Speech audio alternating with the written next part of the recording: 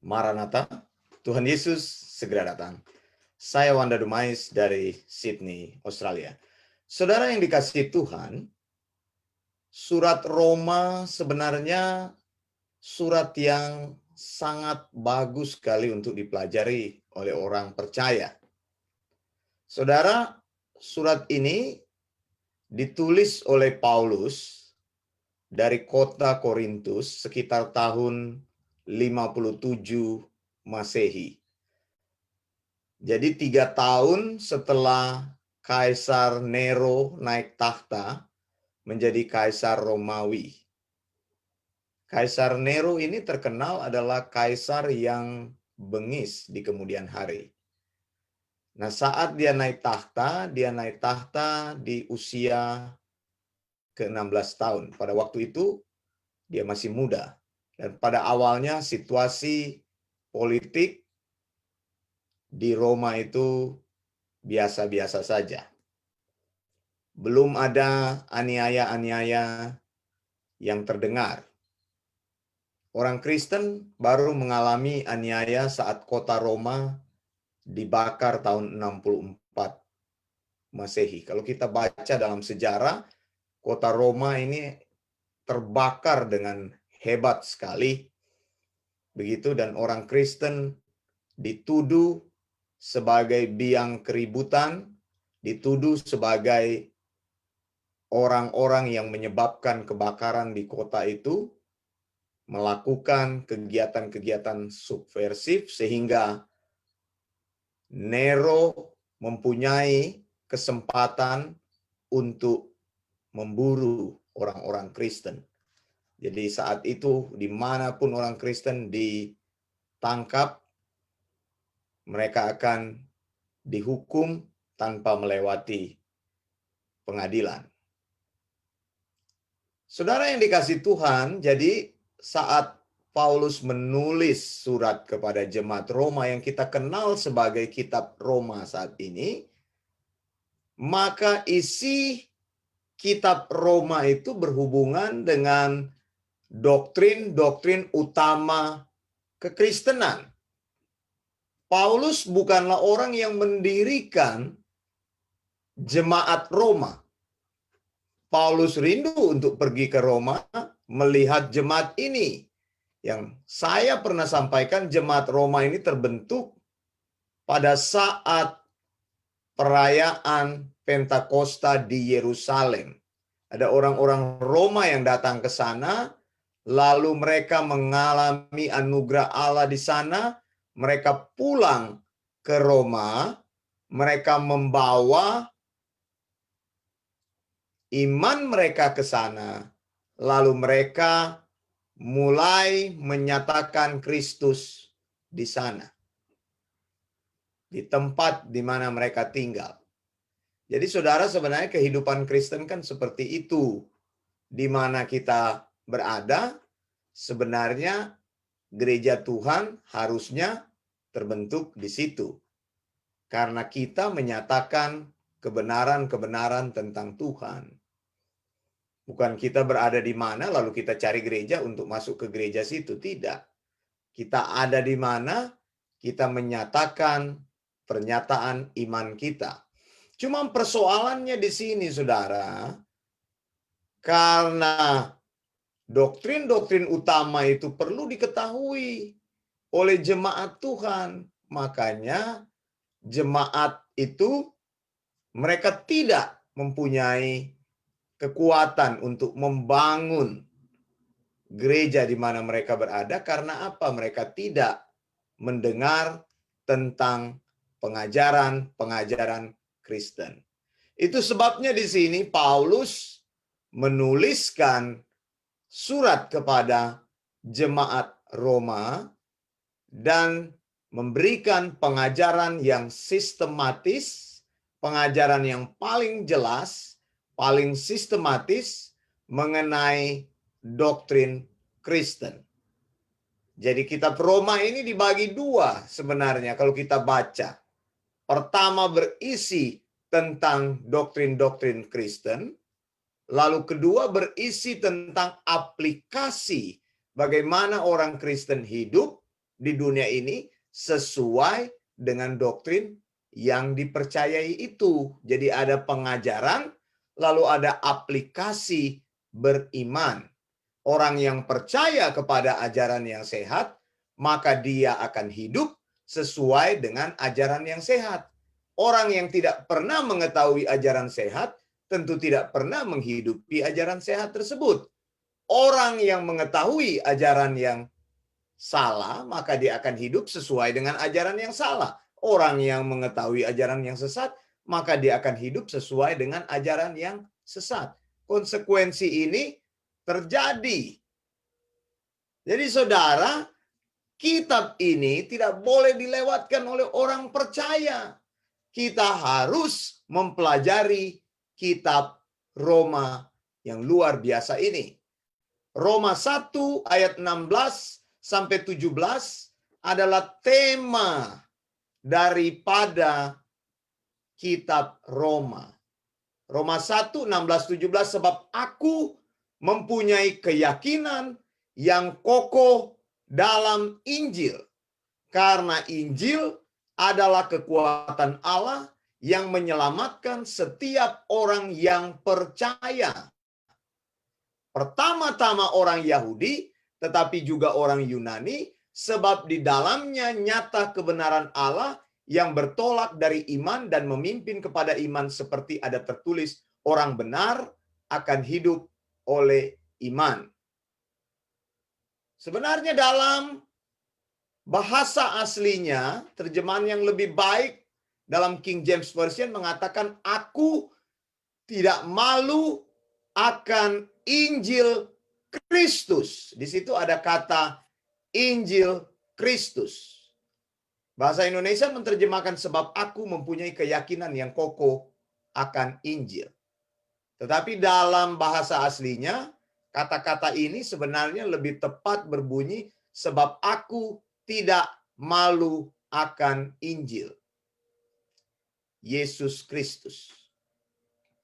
Karena Paulus katakan Injil adalah kekuatan Allah yang menyelamatkan. Kalau kita tidak pernah mendengar Injil, maka kasih karunia Tuhan tidak pernah dinyatakan di dalam hidup kita. Itu sebabnya hanya Injil yang bisa menyelamatkan, Paulus katakan. Injil itu adalah berita baik. Mengapa berita baik? Karena berita itu membawa perubahan kepada setiap orang. Karena berita itu berisi tentang Yesus yang tersalib, yang mati, kemudian bangkit, yang naik ke surga, yang memberikan kepada kita jaminan keselamatan orang yang percaya kepada Injil itu. Jadi tidak ada berita lain yang lebih baik daripada Injil. Injil adalah kabar sukacita. Injil adalah kabar gembira. Karena kabar gembira, orang membutuhkan kabar gembira, orang membutuhkan berita baik, orang membutuhkan berita yang membawa pengharapan, orang membutuhkan berita yang membawa motivasi. Apa itu? Injil. Jadi kalau mendengar berita yang membawa kebebasan kepada hidup manusia, orang harus mendengar berita Injil. Dan Paulus katakan berita itu pertama-tama menyentuh orang Yahudi, kemudian berita itu menyentuh orang yang bukan Yahudi, non-Yahudi. Jadi harus kita akui, pemilik berita utama itu adalah orang Yahudi. Kita tidak menjadi orang Yahudi, tetapi kita belajar dari orang Yahudi bagaimana prinsip Injil itu pertama-tama disampaikan kepada hidup mereka. Maka saya banyak menyampaikan tentang prinsip-prinsip Torah yang dipahami oleh orang Yahudi dan bagaimana kita orang Kristen bisa mendapat manfaat dari prinsip-prinsip tersebut. Kita tidak menjadi seperti orang Yahudi. Kita tidak melakukan cara orang Yahudi. Kita tidak tunduk kepada hukum-hukum Yahudi. Tetapi kita belajar dari berita utama yang dimiliki oleh orang Yahudi. Makanya kan kita tahu di dalam Alkitab, baptisan Yohanes itu disampaikan kepada orang Yahudi. Saya sudah pernah sampaikan. Kemudian Yesus katakan, pergilah jadikanlah semua bangsa muridku dan baptislah. Jadi perintah pergi ini adalah sebuah perintah untuk proselit. Untuk melakukan Injil kepada orang yang belum percaya. Setelah orang Yahudi menerima prinsip itu, Yesus memberikan prinsip gereja perjanjian baru. Begitu, jadi harus lihat batas-batasnya. Di mana batas orang Yahudi itu dan di mana batas gereja Tuhan itu.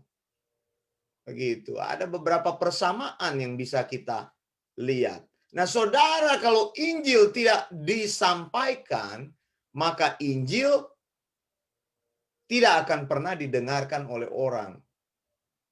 Dan Injil itu berisi akan berita baik dan juga berisi akan pengajaran utama kekristenan. Jadi menjadi orang Kristen itu adalah menjadi orang yang belajar. Bukan menjadi orang yang sekedar beragama. Menjadi orang Kristen itu adalah orang yang mengetahui prinsip-prinsip sound doctrine. Kitab Roma menunjukkan keseimbangan orang percaya. Saya sudah katakan tadi. Pertama, doktrin itu penting. Doktrin itu apa? Pengajaran.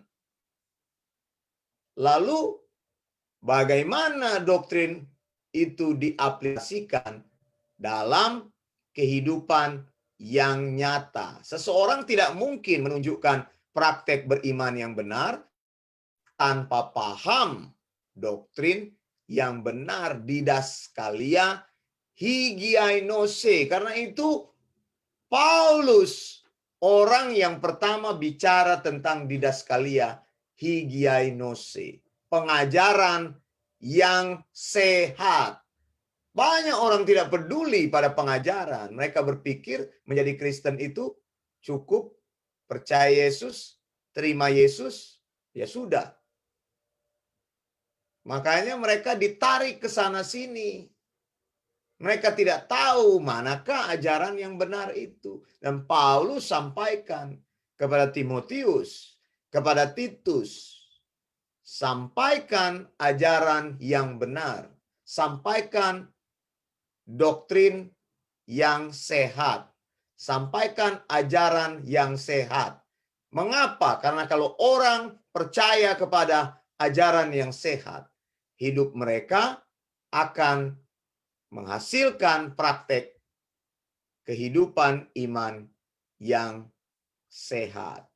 Jadi doktrin adalah prioritas pertama. Apa yang kau percayai akan menentukan apa yang kau praktekkan. Coba saja lihat prakteknya seperti apa. Karena muncul dari doktrin yang dipercaya. Doktrin menempati urutan yang pertama dalam kehidupan orang beriman. Dan saya mengkampanyekan sound doctrine, ajaran yang sehat. Bukan hanya ajaran, tapi ajaran yang sehat, ajaran yang bersumber dari Alkitab. Ajaran yang diajarkan oleh Yesus, ajaran yang diajarkan oleh rasul-rasul, dan ajaran itu yang harus kita ajarkan dan hidupkan. Sampai hari ini tidak pernah berubah. Pengajaran utama yang Yesus sampaikan. Yesus bilang, kalau engkau mengasihi aku, maka engkau akan melakukan segala perintahku. Ada orang-orang yang berkata kepada saya, Pendeta Wanda, saya tidak membutuhkan doktrin, saya hanya percaya saja kepada apa yang diajarkan Yesus. Saya hanya percaya saja kepada Alkitab. Ya bagaimana engkau percaya Alkitab kalau engkau tidak tahu apa yang diajarkan oleh Alkitab? Makanya hidupmu tidak jelas dalam praktek berimannya. Nah, perkataan ini kan tidak jelas. Kalau engkau percaya apa yang diajarkan Yesus, maka engkau harus belajar doktrin atau ajaran itu. Belajar sound doktrin, ajaran yang sehat. Apa yang diajarkan oleh Tuhan Yesus disebut sebagai sound doktrin atau ajaran yang benar. Paulus tidak pernah bertemu dengan Yesus. Tapi saya percaya 3 tahun dia di Arab atau di Arabic Peninsula itu, dia tinggal di sana, mengasingkan diri. Saya percaya disitulah dia mengalami perjumpaan-perjumpaan dengan Yesus, dan dia diajar langsung oleh Tuhan Yesus. Semua doktrin-doktrin Paulus bisa diuji dalam ajaran-ajaran Yesus. Maka kalau kita bicara tentang Injil Kristus, saya ulangi, kita mengajarkan doktrin Kristen, doktrin Kristus. Tidak mungkin engkau bicara tentang Injil Kristus, maka engkau tidak pernah mengajarkan doktrin Kristen. Tadi saya sudah bilang, Injil itu berita baik, Injil itu motivasi yang baik, Injil itu berita yang membawa keselamatan, maka segala pusat berita yang kita sampaikan dari mimbar Kristen atau dari mimbar gereja itu hanya berisi tentang ajaran yang sehat. Kalau doktrinmu kacau, ya itulah doktrinmu, yaitu kekacauanmu itu. Kalau ajaranmu itu kompromi, maka itulah doktrinmu, yaitu semua hal yang kompromi. Kalau ajaranmu sesat, maka selamanya engkau sesat dan membuat orang lain tersesat. Jadi jangan biarkan mimbar gereja diisi oleh orang-orang yang berbicara omong kosong. Jemaat yang mendengarnya tidak dapat apa-apa. Apa yang dia cerita? Cuma kesaksian-kesaksian hidup. Kesaksian itu bukan Injil. Begitu, saya tidak mensupport orang yang cuma bersaksi aja, keliling-keliling bersaksi, tidak jelas. Dan engkau tidak disarankan dengan hal seperti itu. Cuma satu yang terjadi dalam hidupnya, itu dia cerita selama hidupnya. Injil itu harus kita cerita supaya mengubah hidup orang. Amin, saudara. Makanya puluhan tahun orang ada di gereja, menjadi anggota gereja, melayani, menjabat majelis, tetap kosong otaknya, tidak tahu apa-apa. Nah, kalau engkau tidak tahu apa-apa, apa yang engkau praktekkan dalam hidup ini? Jadi jangan bilang saya hanya percaya Alkitab. Engkau harus bilang apa yang aku percayai. Nah, apa yang engkau percayai? Kalau engkau tidak tahu apa-apa, engkau harus mengetahui apa yang disampaikan oleh sound doctrine. Saya Wanda Dumais dari Sydney, Australia. Maranatha, Tuhan Yesus segera datang, Tuhan Yesus pasti datang, Tuhan Yesus akan datang. Blessings.